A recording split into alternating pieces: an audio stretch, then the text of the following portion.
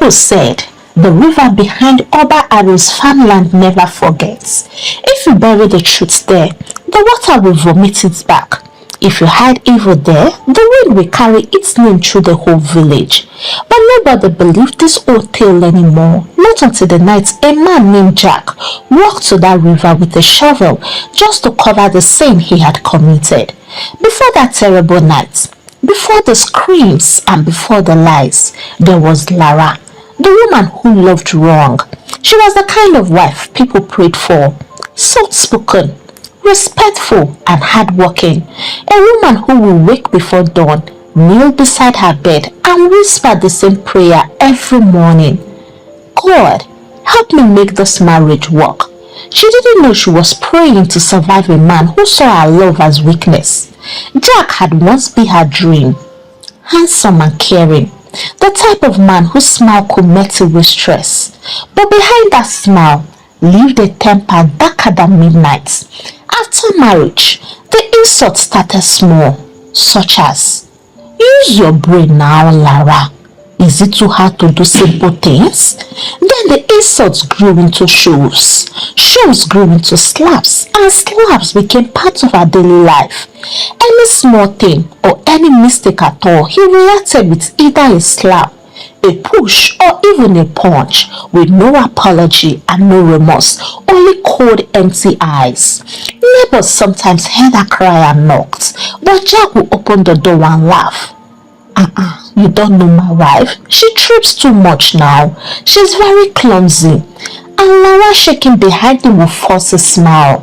She loved him too much to expose him. Or maybe she feared him too much to speak.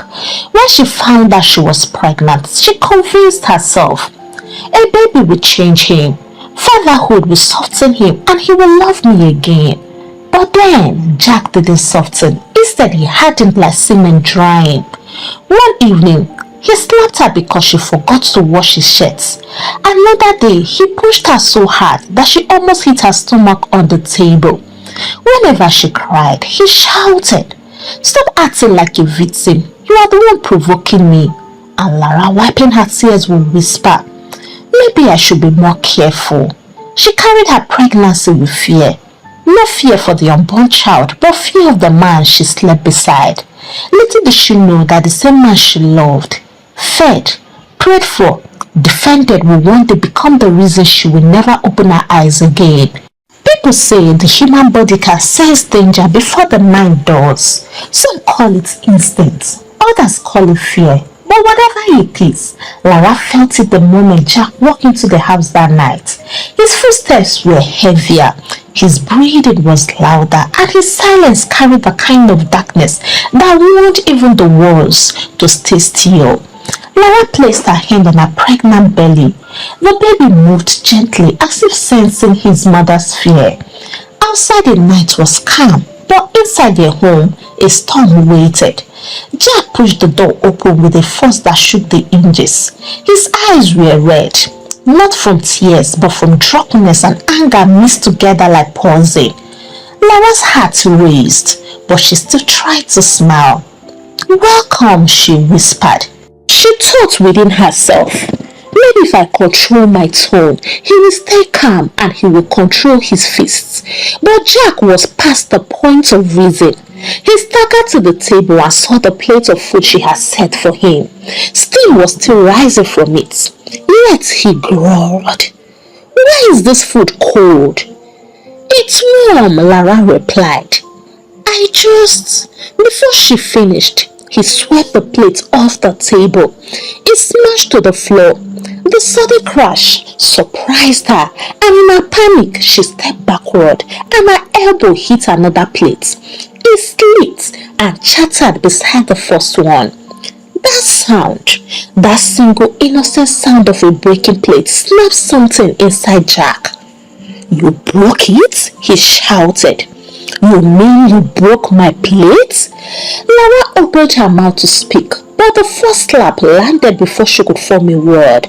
Her vision blurred, her ears rang, and her knees weakened. She tried to protect her stomach with her hands, but Jack didn't stop. He pushed her against the wall. He punched her shoulder and he kicked her leg. please, the baby, she cried. But the man she married was no longer in that room. Only his rage was. Then came the final blow. A heavy, merciless push that sent Lara collapsing to the floor. She gasped. Her hand clutched her belly. Her breath shook and tears streamed down her face. Jack, please help me. I can't breathe. Jack stared at her. For a moment, something like realization flickered in his eyes. Then fear overwhelmed him. Fear of prison, fear of shame, and fear of what people would say. He knelt down, shook her gently, then harder. Lara! Lara! But it was late. She didn't move. Her eyes were half open, frozen in a pain he caused. Her hand still rested on her stomach as if shielding her baby, even in death. Jack staggered back. His breath came in sharp bursts. He pressed his hands to his head. Immediately the drunkenness clouded from his eyes. No! This didn't happen. No! Nobody should know about this. The room was silent, and in that silence, Jack made the worst decision of his life to cover up his crime. Instead of calling for help, he dragged her body into a corner. He cleaned the blood. He wiped the tears from her face. He packed her hospital file, tossed some papers, burnt others. Then, like a man possessed, he erased lines in front of the mirror. She died during childbirth. She was already bleeding when she reached the hospital. The baby didn't survive. Lies, lies, and more lies. At midnight, he carried her lifeless body and walked towards the river bank, the same river elders had told tales about, but Jack thought he was buried in secret. At the edge of the community, there lived a girl called Mira. She was only 16, small, quick, with a serious face that belonged to someone who had learned to worry early. Her grandmother called her steady because she did everything without force. Fetch water, sweep the compound, carry heavy firewood, and sometimes run errands for neighbors. She loved her grandmother with a loyalty that felt like a warm blanket on cold nights. The next morning, she balanced her calabash on her head and sang a song her grandmother had taught her. She stepped down the river bank, careful where her feet touched the wet earth. She knelt to scoop water when she felt a presence beside her and close as a breath. At first, she thought it was another woman coming for water, but when she turned, the sight stole her voice. A pregnant woman stood on the river's edge, but she did not stand like the other women. She seemed to float between the water and the air. Her face was beautiful and terrible at once, soft with the promise of a child, but twisted with a pain that made Mira step back. "Do not be afraid," the ghost said. Her voice was low and steady, like someone telling a secret. "I will not harm you. I only need your help." Mira dropped the calabash. It smashed, the sound sharp and finer. Her knees trembled. The old story screamed in her head. Spirits, river witches, and the restless dead. She wanted to run back to the village, to hide under the coarse blankets and never leave. But the woman's eyes were not the yellow eyes of a witch. They were human, exhausted, praying and hungry for justice. "Who are you?" Mira whispered. "Lara," the woman said. "I lived in this village. I was beaten. I was pregnant, but my husband Jack killed me. He buried me by the river. No one knows, and they will only believe what he had told them forever, unless you do what I ask you to do." Mira's mouth tasted like metal. She remembered Lara's name. Everyone said Lara was a kind woman who used to sweep the church, but nobody spoke of the night she died. Only whispers and Jack's sorrowful face whenever someone asked. He had said she died in childbirth. Some people had nodded and wept with him. Jack's grief had been loud enough to drown questions. "Why me?" Mira asked. Her voice broke. I am just a child. The ghost lips twitched like a sad smile. While you? Because you are brave enough to listen. Lara told Mira everything in a voice that sounded like water over stones. She spoke of the small things at first. The way Jack criticized her for the salt in the soup. The way he laughed when she spilled water. She told Mira about the night elbow, the pushed belly, the night she called into herself and prayed that God would change his heart. Then she told the worst part, the night Jack returned drunk, how a plate broke and how a slap turned into a punishment no human should bear, how she clutched her belly and begged, please, if not for me but for the baby, and how Jack's face had no mercy. She described in simple, terrible detail how she had gone still, how Jack has stared at her like a man seeing his reflection and not recognizing the monster he had become. Mira's hands covered her mouth. She imagined Lara on the dirty floor, her breath leaving her like smoke. She imagined the house quiet afterward, Jack's hands frantic and the shame that pushed him to bury the body beside the river. Lara told Mira where she had registered for antenatal care, the little clinic at the next village, the woman nurse who wrote names in a book. She further told Mira the exact words Jack used when he lied to the neighbors. She died at childbirth and the baby died as well. She told her how Jack's sorrow had been a tin mask to hide the rots underneath. And the grave? Mira asked with a voice barely a tread. Mira's eyes dragged to the ground. Near the big kola tree where the rose spewed to the bank, Mira looked and saw it, then her fear multiplied by 100. Tell the king, Lara urged. Tell them to go to the clinic and ask the nurse if I ever came there to deliver. Show them my grave. If they do not act, tell them I will come and do a total wipeout, but I will first start with their families. Mira felt the weight of the request like a stone in her chest. She was only a girl, but Lara's spirit filled her with a strange clarity. Will you help me? Lara asked, and the question was small but absolute. Mira nodded, though her throat was dry. I will. I will tell the king everything. Thank you so much. Go now. Please get justice for me so I can rest in peace. Do not let him bury me as if I never existed. Then she disappeared. Immediately, Mira gathered the broken calabash, steadied her knees, and walked on with a secret heavy as a grave. They said King Olushola was like a tree planted beside still waters. Wise, calm, and too deeply rooted to be shaken by the winds of ordinary troubles. He had ruled Oba Aro for more than 3 decades, and in all those years, no one ever accused him of injustice. He sat on the throne with the gentleness of an old lion, but behind that gentleness lived a mind sharper than a hunter's knife.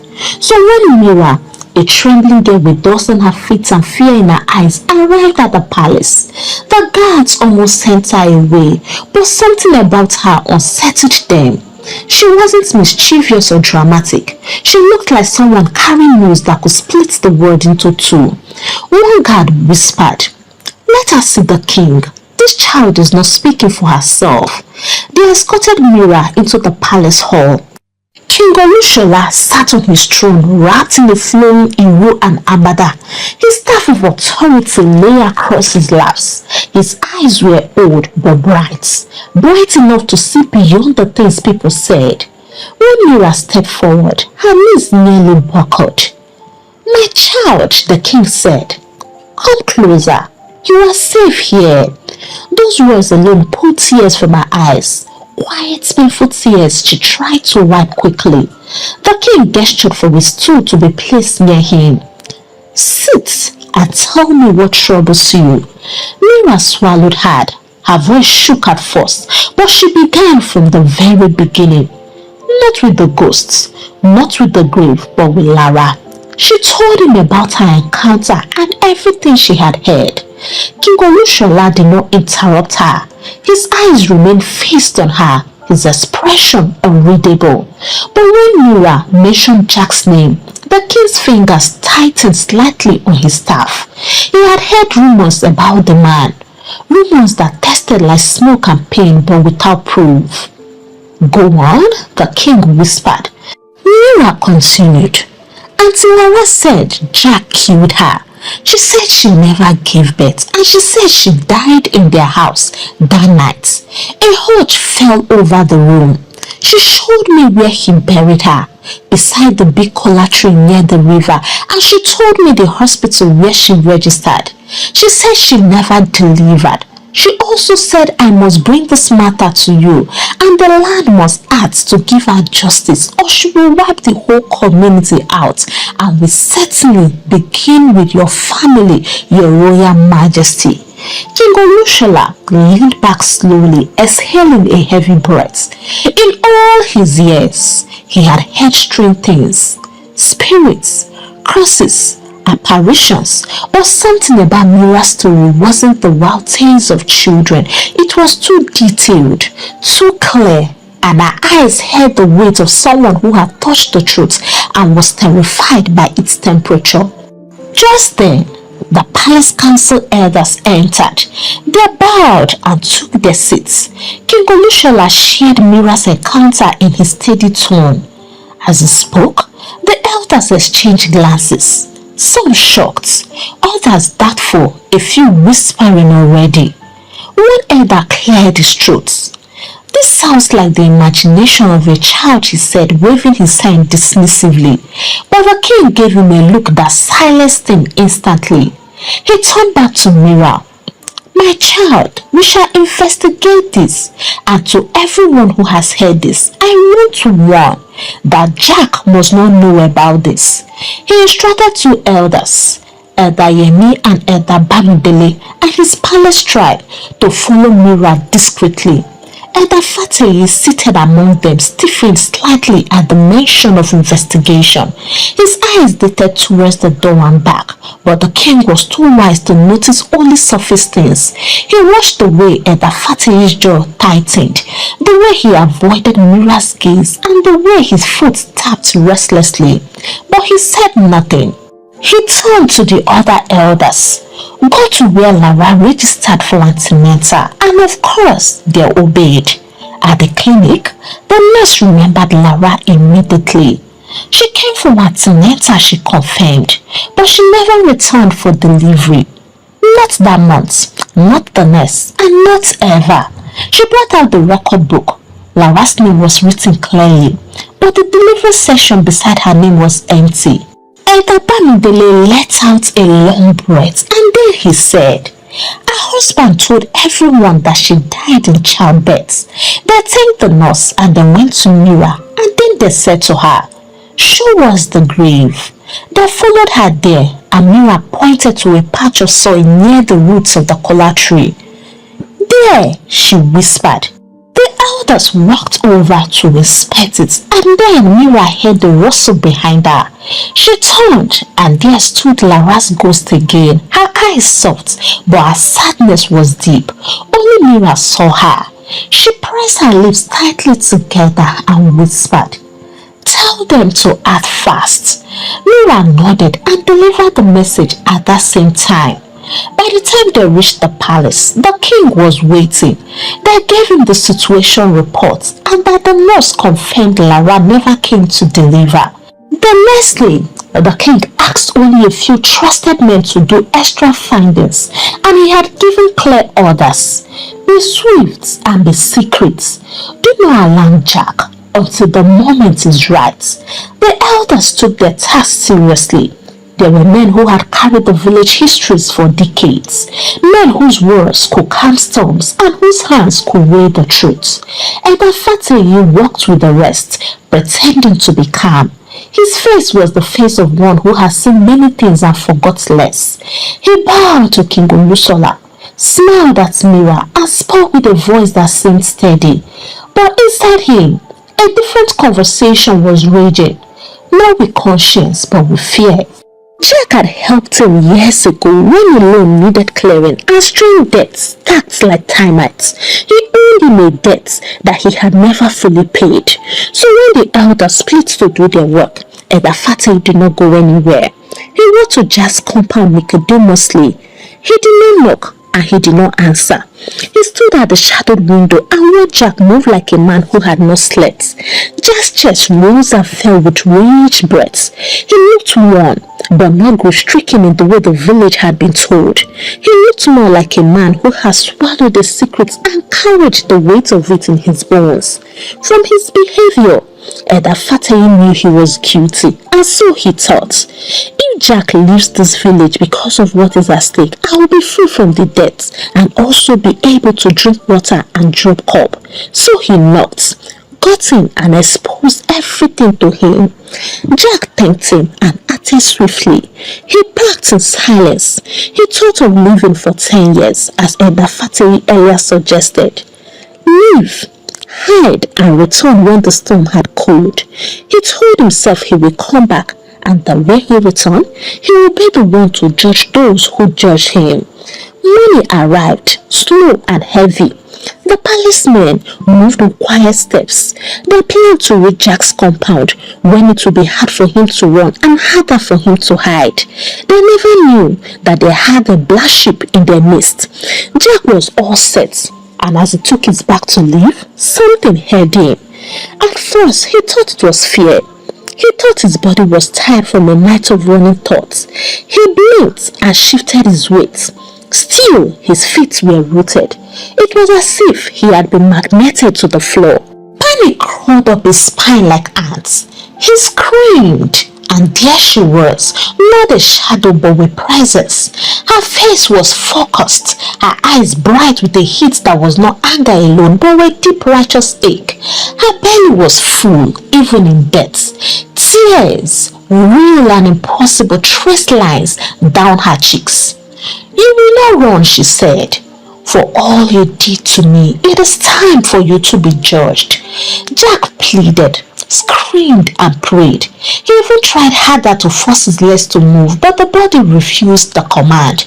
Neighbors came out attracted by the noise. Some thought it was a thief, others thought it was a fight. But when they saw Jack stuck there sweating, his face twitched with terror. They all froze. When the policemen arrived, they found Jack handicapped. He was crying now. The men stepped forward cautiously. The moment a hand touched him, the invisible pressure got lifted. He could now walk. He looked at the faces around him, hard, angry, and unwilling to be fooled. They dragged him with them. In the palace, the king sat calm as always. He watched from a distance as Jack was brought in, tired, broken, and disbelieving. The king did not gloat. He had no pressure in anyone's fall. He merely signed the papers needed and instructed his men to bring forth the witnesses. Mira, the nurse from St. Mercy Clinic, and Ed Dayemi with a few others who had seen the river bank. This time, Lara's presence had overwhelmed him and he confessed to the crime. At nights when he sat in a cell, he thought of the river, of Lara's eyes, and of the sound of his own voice begging. He thought of Elder Fatty who had warned him. Rage and terror wrestled in him. He vowed that if he ever left and if he ever survived, he would return for every one of them and show them shaggy, from the king to the least person. But the Lord was patient. King Olushola had no interest in quick punishments. He wanted proof that would not crumble. So he ordered them to go dig out the evidence. The sight made even the hard men whisper prayers. Elder Fatty watched from a distance as men carried the evidence to the palace. The palace drum beat the call to gather, and everyone assembled. At the center stood Jack with his hands bound and his eyes dilating like a wild animal trapped in broad daylight. Behind him, the palace guard's head fell. Before him sat King Olushola, older than time in appearance but sharp as a blade in spirit. Elder Fatty was also there, his guilt and fear walking behind him like a shadow that refused to detach. The villagers murmured, "So, she didn't die at childbirth. So Jack lied all along." What type of a human being beats a pregnant woman by her and still lies to cover up everything? King Olushola raised the staff and the noise died at once. Bring the evidence, he commanded. Elder Yemi stepped forward, holding the antenatal record book from St. Mercy Clinic. The king opened it slowly and carefully like he was touching something sacred. He pointed to Lara's name. Here, she was registered for antenatal. But look at the delivery column. It's empty because she never came. The villagers gasped. Some women covered their mouths. A few men shook their heads. Beside the king, the nurse who kept the register stepped forward. In her calm, tired voice, she confirmed. Lara never entered our clinic for delivery. The truth settled in the air like smoke from a burning forest. Next, Elder Bamidele presented the clothes in which Lara's remains had been found. Worn, torn and soaked with earth, the sight alone made the women in the crowd to wail. Jack swallowed hard and looked away, but there was nowhere to run to. Then the king looked at Mira. My child, he said, speak as you heard it. Speak without fear. My people are listening. Mira's heart turned like a drum, but she stepped forward. Her voice was small at first, but steady. I went to the river one early morning to fetch water, and I saw Auntie Lara. She told me everything. She told me how she died. She told me how she was beaten and where she was buried. She pointed at Jack. Auntie Lara said he killed her. She showed me the kola tree. She told me to tell the king, and she also said she didn't die giving birth. This time she paused. Auntie Lara died, my people, because of a broken plate. A woman in the crowd collapsed in tears because Lara had been her friend. Another villager cried out, Hey God, we believe Jack. We even cooked for him when he pretended to be mourning. Trust Yoruba people now. They rained abuses on him. Then the king's voice boomed. Jack, step forward. He hesitated. The guards pushed him. The king studied him for a long time. Then Jack's voice cracked. I didn't mean to. His words scattered like broken grains on the floor. The king leaned forward. You did not mean to, but you hid the body. You lied to the people. You told them she died in childbirth and you buried her in the dark like a thief. Jack's breathing quickened. He looked around as if seeking sympathy, forgiveness or just anything, but all he saw were cold eyes, furious stares and grieving faces. He turned back and said, Yes, I hit her, but I didn't know she would die. The crowd erupted like a pot boiling over. That had to keep people from rushing forward. King Olushola raised the staff again and silence forced itself back into the place. You killed your wife, the king said. You killed your unborn child and you tried to bury the truth. You would have escaped if your wise spirit wasn't stubborn. Jack's legs shook. The root of fear had reached his bones. Elder Fatih took a step back with sweat glistering on his forehead. The king turned to him. Elder Fatih, the old man's heart dropped. You betrayed the council. I heard you leak all our secrets to him and he was about escaping, even after I told everyone never to. You chose corruption over the truth. Elder Fatih fell to his knees. My king, please forgive me. I was afraid. Jack once helped me. You thought wrong, the king interrupted. No man, no debt or no favor justifies protecting evil. He dismissed Fatih from the castle immediately. The old man wept like a child because his legacy collapsed in just one day. Then the king addressed the guards. Take Jack to the state police. He shall face the law. Jack screamed as they dragged him away. For the first time, he sounded small like a man meeting the end of the road. As the village dispersed slowly, Mira stayed behind and Lara appeared. This time she wasn't crying and she wasn't angry. "Mira," she whispered, "thank you so much. Thank you." And slowly she faded. A week later, Mira was summoned to the palace. The king said to her with a smile, "For your bravery, you shall receive education, care, and protection from this palace." Mira bowed and appreciated the king with tears streaming down her face. And from that day, she didn't just exist, she lived. When Jack finally stood before the court, it was as if the whole world was watching. For the first time in his life, his arrogance had no space to breathe. Gone was the loud, confident man who used to boast in the village square. Gone was the man who believed he could twist lies into truth, and gone was the man who thought no one could touch him. Now he sat in the accused box with his eyes dimmed. His lawyers looked defeated even before the hearing began.